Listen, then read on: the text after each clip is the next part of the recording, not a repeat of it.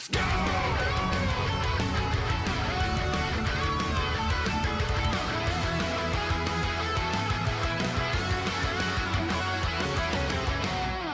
You've seen every FGC creator react to that article. Right. I'm not going to do that. I've read quite a bit of it, and I understand exactly what it's going for. And a lot of the stuff I agree with, and some stuff I don't. So I'm just going to give kind of a different take on fighting games are quote-unquote bad products. Let's begin with a bit of a broader spectrum of this entire situation. Why is this happening? It's happening because, specifically to XKO, why can't like fighting games find success? To XKO being a free-to-play fighting game has seemingly not been able to grab a sizable audience based on what it is for a variety of reasons. There's usually like several things that come together to either have a fighting game find success or find its audience. I think what's interesting is that we can literally go back and start dissecting why, when, where, and how do fighting games find success. And as a reminder, we're talking about success, like financial viability, which is very different than what the fighting game community, much less fighting game fans, are looking for. They're not looking for a product that is commercially viable. They are just looking for something to sort of like wet their whistle and be the game that they want. You know what I mean? But they also want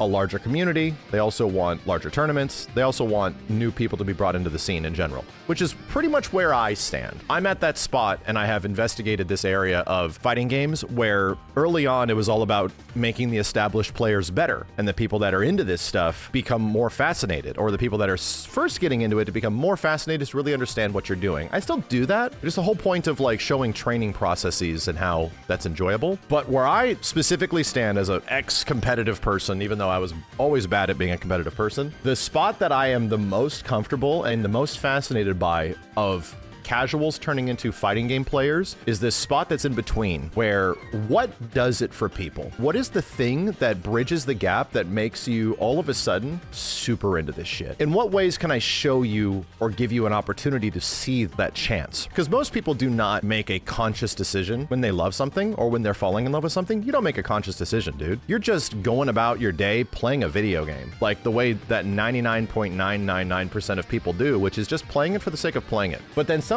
usually does it for you, man. Like something eventually grabs you. The harsh reality is that usually isn't the gameplay. I'm gonna bring up a clip from Brian F., ex-Street Fighter 4 and Street Fighter 5 competitor. I was recently on his podcast, and what I dig about Brian is that he kind of gets it. He understands why you have to think outside of the FGC like bubble for a moment to realize like, so why is this either hitting or why it isn't not hitting? Because when you're so inundated with fighting games all day, every day, it's very hard to put yourself outside of that bubble to see what people are thinking or what's actually interesting. And that's the space that I try to be in. I try to be the person that is like in the bubble, but I cannot be like an SRK poster like back in the day and have this just be like, oh, I'm godlike, you're a scrub, like type of mentality, which is important to becoming a better player. I hate to use this kind of term because I see people on Twitter and YouTube say this a lot, and I think it's ugly, but it's kind of true.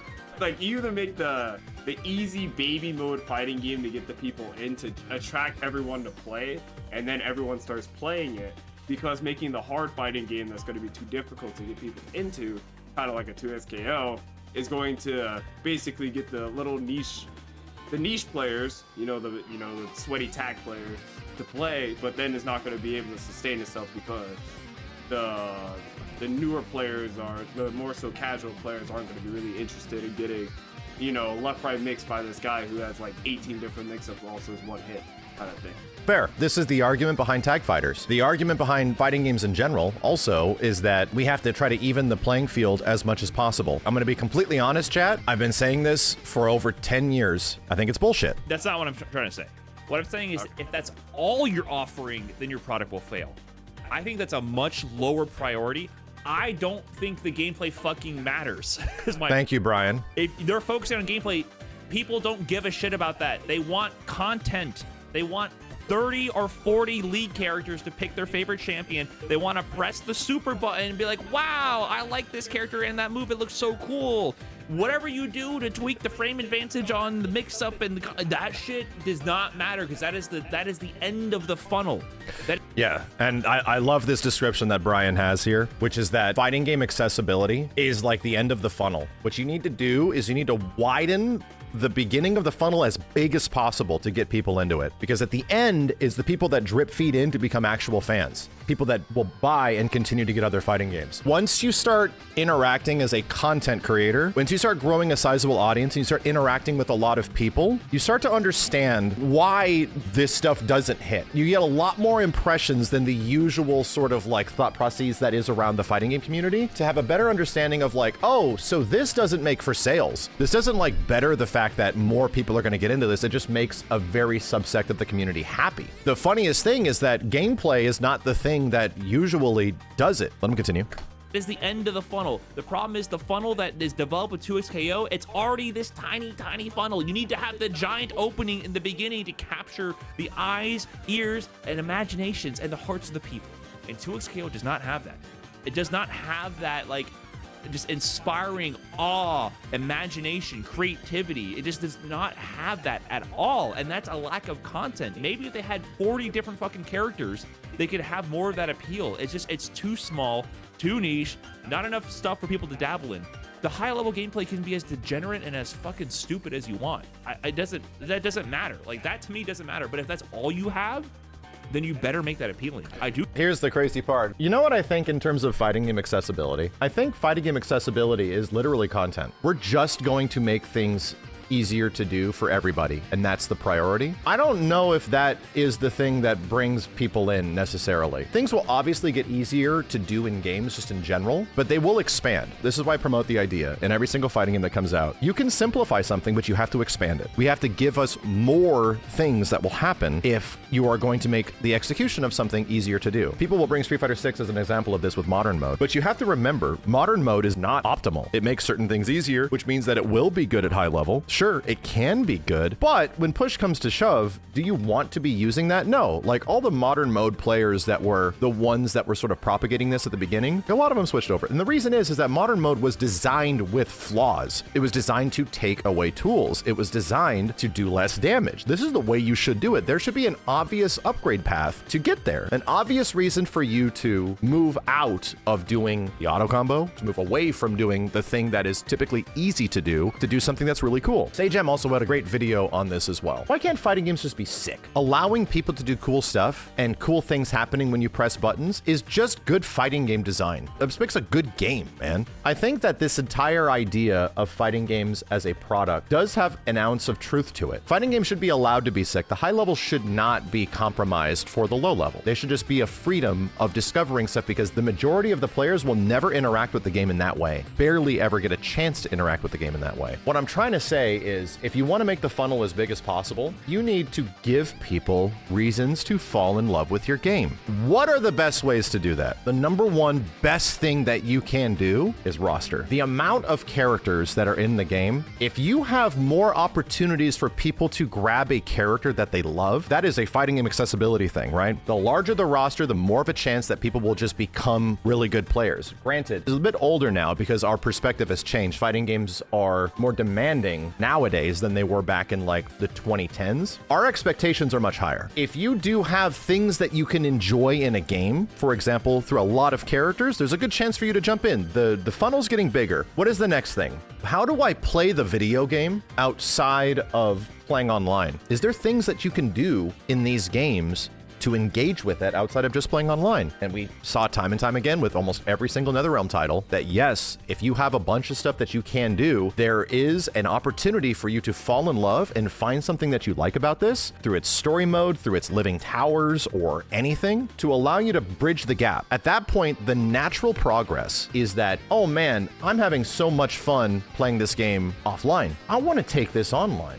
I have some cool costume or some bullshit. Soul Calibur realized this all the way back to Soul Calibur 3, where even Soul Calibur, which was the reigning king of content in fighting games, added something to Soul Calibur 3, which was create a character, which was then adopted also by Tekken, where they realized, oh, people love turning Dragunov into a Barbie doll. This is a big deal, dude. At that point, every single Soul Calibur game, every single Tekken game moving forward would have creative characters in some kind for you to actually customize, enhance, build, and show off. I want to dress Lars up like Strider Hiryu and fuck people up in ranked. That feels good, man. That's something that anybody can engage with, and a lot of people will engage with that offline. They'll just play the game, not even going online, and just fighting like arcade mode, fighting ladders, fighting ghosts, whatever. The gap is getting bigger. There's things for you to do, and there's things for you to fall in love with. So obviously content and characters is the #1 thing of accessibility for fighting games, but not all fighting games can afford to do that. So now we gotta start getting down to the nitty gritty. If gameplay doesn't really matter, what does matter? Oh, the gameplay for this was really good. It was fulfilling a demand. A lot of people like this stuff. There was clearly an audience for this. So why didn't it take off? You have to pull yourself back a little bit. Let's start looking at a bunch of other fighting games that came out over the last few years that actually hit in some way, that really managed to capture an audience. If we're to go back all the way to when I started doing this with like Ultimate Marvel vs. Capcom 3, that game was relatively light in content, dude, but it had a shit ton of characters. Had a lot of Marvel and a lot of Capcom characters to fall in love with. So I personally feel that game got its sales and success from characters more than anything, and then people fell in love with the gameplay after that. However, I think we all forget Ultimate Marvel 3 bombed. Sold like 50,000 copies in the first month, and that's because it came out with bad timing. That's because it was released way too close to the initial version of the game.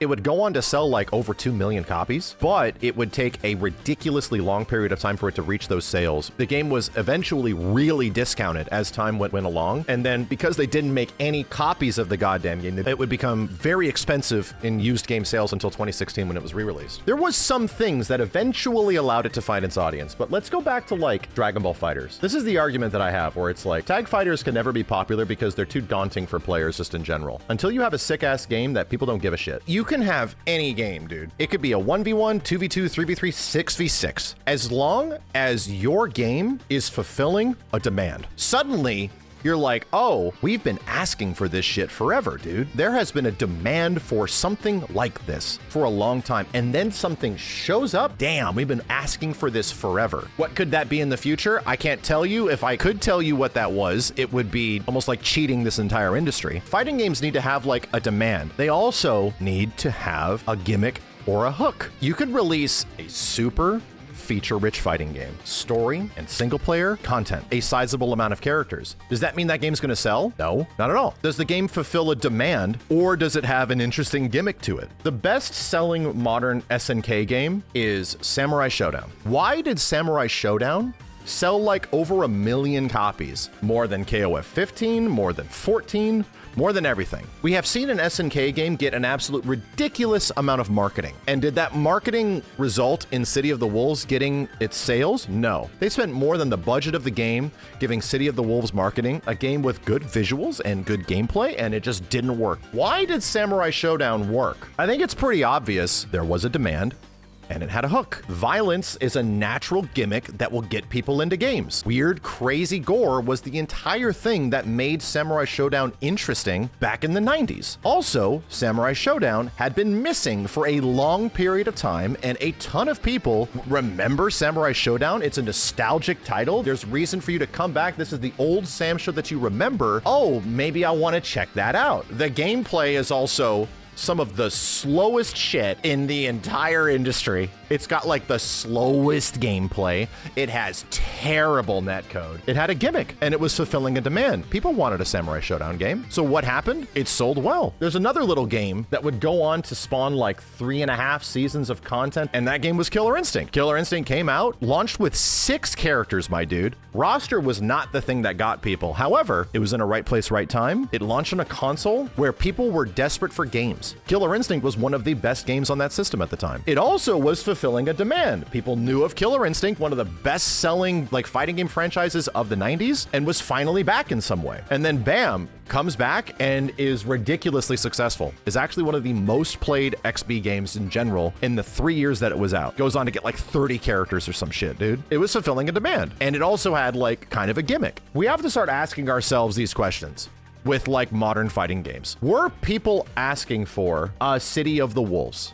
It seemed like it, but at the same point, with the hindsight goggles that you put on, you start to realize, oh, wait a minute, people have had most of these characters. The whole thing that got me into KOF was that some characters came back that I really liked. But since King of Fighters had been existing for like 10 years, and a lot of those characters, not every single one, but a lot of them, and the more popular ones had been showing up in King of Fighters games, it was more like, oh, I can see why this didn't hit. Your fighting games need to meet a demand. They need to have a gimmick. They also need to have good online and netcode to support the higher level player base. They also need to make the funnel as big as possible with single player, large amount of roster. We start to see that, like, how many games do this? Very few. So here's the last thing I'll say in terms of like the fighting game perspective, which is why I'm glad that people are getting on board with this now. You do not need good gameplay in fighting games for them to sell. You need good gameplay for them to last. Dragon Ball Sparking Zero, God bless the game, was being touted as the next Dragon Ball Fighters. And immediately I can tell you that's not that, dude. But there is a demand for this to exist, which is why it sold as good as it did.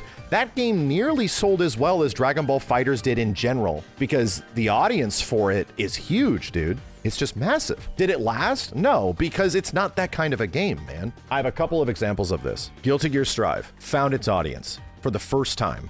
Guilty Gear was a series that sold like maybe 200,000 units. Not a massive seller. Guilty Gear Strive comes out and blows it out of the water. Finally, Guilty Gear is like accepted, and it grows its audience, and more people are playing it than ever before, and it feels like it is absolutely massive. And then you start investigating like a few of the reasons. Right place, right time kind of game? Oh, for sure. Rollback, COVID. However, there was a massive influx in sales for Guilty Gear Xrd after a certain game was announced, because that game was fulfilling a huge demand, and that was Dragon Ball Fighters. Even the old Guilty Gear Xrd blew that game up. Got way more sales because people were just so excited for the frothing demand of Dragon Ball Fighters around 2017, 2018. So that definitely helped when it came to their next big game, which was Guilty Gear Strive. Now a ton of people are willing to invest in their next game because of the astronomical amount of success that Dragon Ball Fighters fostered. Here's the reality of the situation. Guilty Gear Strive, to the fighting game fan, seemed like it was the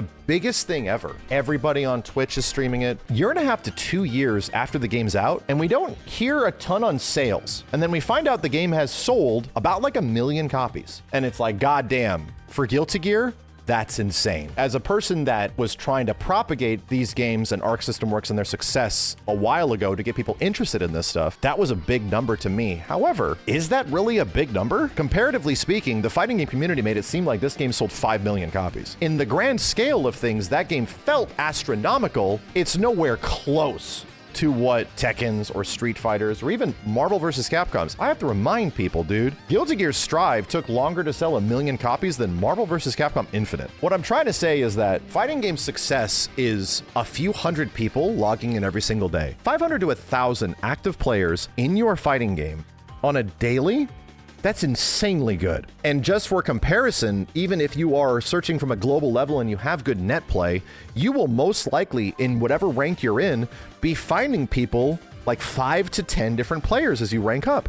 Like, that's really good. And when you have games that eclipse that, Tekken 8, a game that historically is not doing as good as Tekken 7, guess what? On average, has similar daily player counts from what we can tell from Steam. Similar daily player counts as Tekken 7 does. This conversation is really boiling down to what accessibility actually is. And I don't think accessibility is gameplay. This is a big topic that was happening around MVCI when things in MVCI were getting easier. This was talking about accessibility and that just making the game easier to play is going to bring in a bigger audience, which at the time I also disagreed with. So, with all of that being said, my final thoughts on this entire situation of accessibility in fighting games doesn't ultimately come down to just the game's mechanics. The ultimate goal of simple combo systems, of automatic combos, or taking down mechanics to make them ultimately easier to do is to get new players to be invested into the game.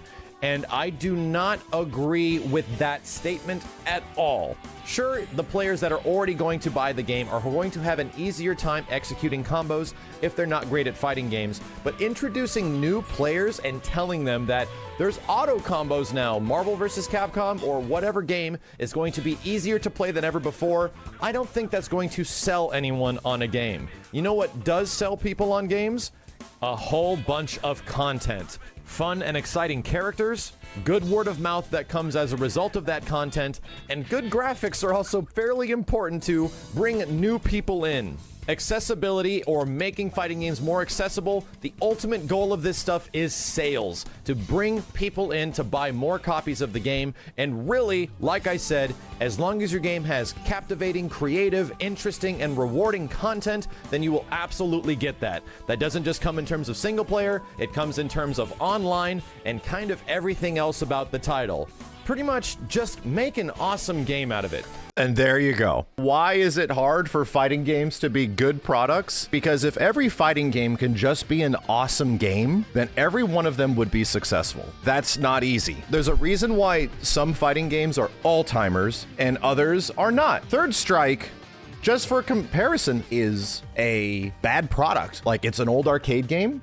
It barely has any like content in it, but that game over time becomes like successful because of gameplay reasons and its visual aesthetic. However, I think the one thing that has carried over is that visuals, you can't just sell fighting games on visuals alone anymore. I think back in the day, fighting games like Virtua Fighter 4 and Soul Calibur could sell on their visuals alone. But nowadays it's seemingly not as much of a hook, because graphics aren't nearly as important in the industry as they historically have been in the past. I think the conversation is like a bit broader than just fighting games are bad products. I think it's the realization that there's a reason why not every single fighting game is an all-timer. And there's also a specific part of me that just wants fighting game all-timers to happen, where it's like, I can always come back to this shit. I like playing this so much that I want to come back and play this whenever I possibly can. I can always make a video on it. I can always sit down with my friends and play it. That's my personal goal. The broader goal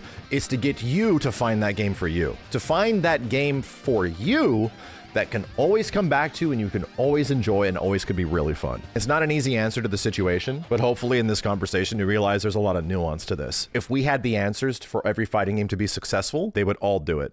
The problem is that's exceedingly hard.